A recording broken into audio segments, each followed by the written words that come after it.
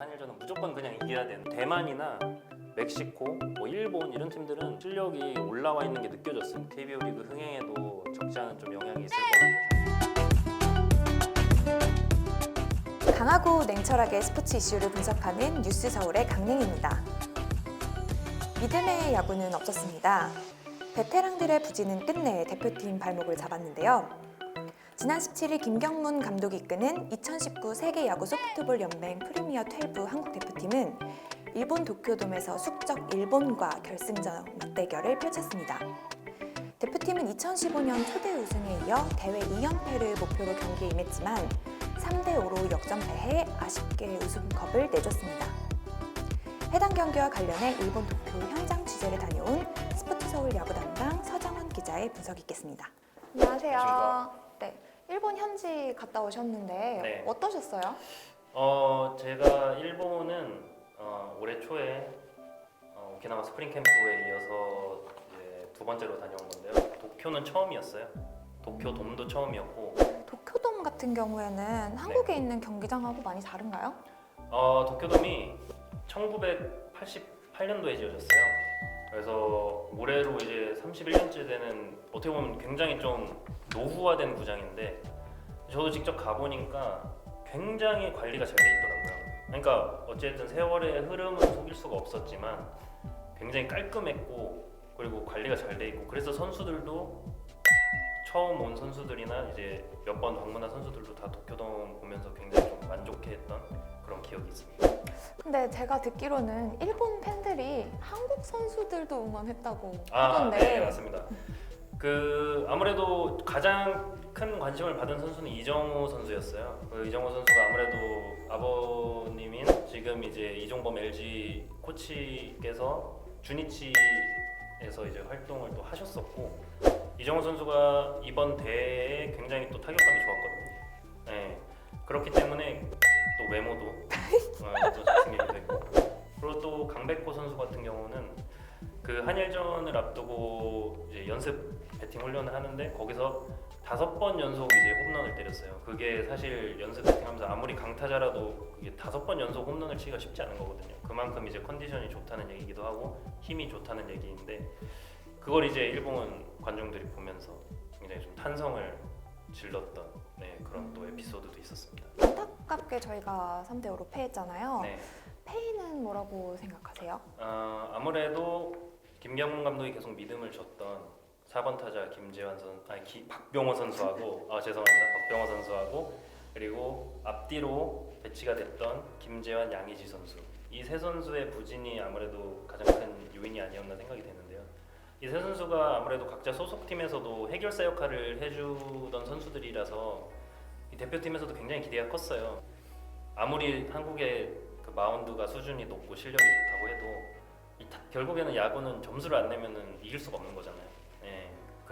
그런 믿음을 줬던 선수들이 부진한 게 아무래도 가장 큰 페인이 아니었나 싶습니다. 보니까 김광현 선수도 컨디션이 굉장히 안 좋았던 걸로 아는데 네, 그게 결승전 때 굉장히 좀 안타까웠던 부분이었죠. 사실 김광현 선수가 대만전에 선발로 나와서 좀 안 좋긴 했어요. 결과가 안 좋긴 했지만 그래도 워낙 그 베이징 올림픽 때부터 쭉 국제대회에서 일본을 상대로 좋은 모습을 보여주기도 했었고, 본인도 한일전에 결승전 때 나가려는 의지가 굉장히 컸어요.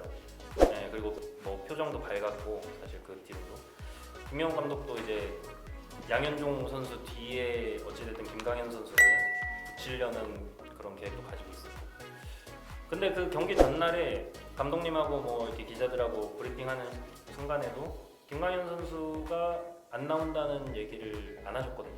그리고 다른 선수들도 그런 말이 없었고, 나중에 경기 끝나고 들어보니 사실 김광현 선수가 올해 굉장히 많이 던지기도 했고 포스트 시즌까지 소화를 하고 대표팀에 온 거였거든요.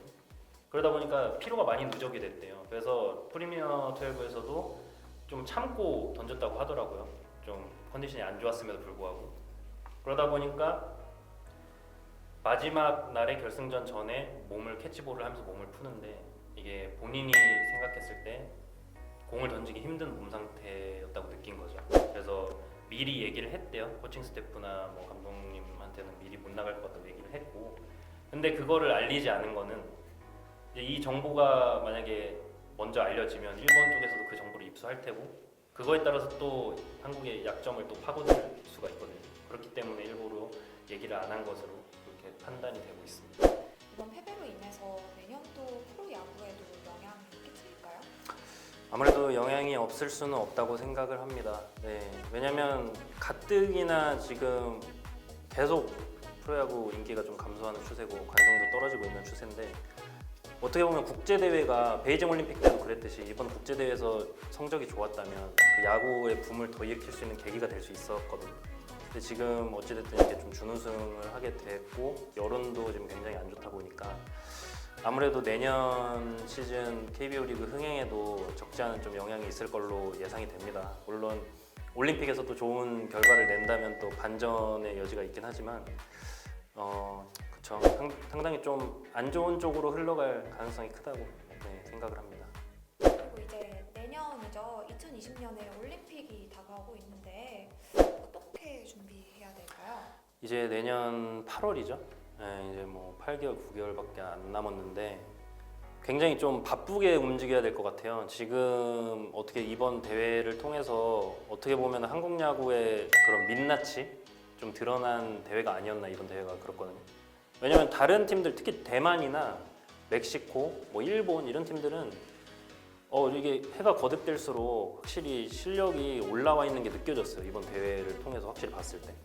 근데 한국은 물론 뭐 세대 교체가 좀 전반적으로 잘 됐다는 그런 평가도 있지만 약점을 보완할 수 있는 선수들을 뽑아서 항상 그 변수에 대비할 수 있게 좀 그런 발탁이 필요할 것 같고 그러기 위해서는 지금부터 10개 구단하고 KBO 리그 10개 구단하고 잘 공조를 해서 어떤 선수들이 좀 어떤 강점을 갖고 있고 어떤 약점을 갖고 있고 이런 거를 전반적으로 좀 잘 파악을 해서 내년 2월 스프링 캠프 때 직접 가서 확인하는 그런 방향으로 나아가야 되지 않을까 싶습니다.